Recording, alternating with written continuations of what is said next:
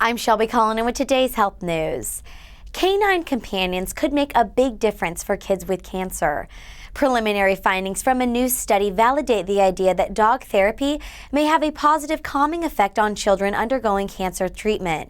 So far, the authors of this study have looked at 68 children ages 3 to 17 who were recently diagnosed with cancer. The participants are expected to double by 2016. These researchers measured blood pressure, pulse rates, and anxiety levels of the children before and after a weekly visit from a therapy dog. During the visit, the children petted the dog, brushed its hair, watched it do tricks and commands, and learned about dog breeds.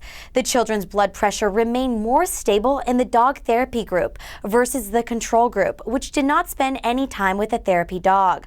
Also, the children in the control group had more variable heart rates than the dog therapy group.